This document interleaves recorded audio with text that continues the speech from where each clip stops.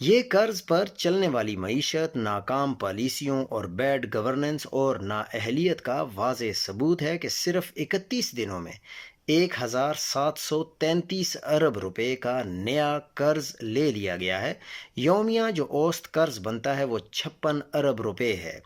یہ قرض domestic borrowing ہے جو حکومت نے اسٹیٹ بینک آف پاکستان اور کمرشل بینکوں سے لیا تاکہ بڑھتا ہوا بجٹ خسارہ پورا کیا جا سکے۔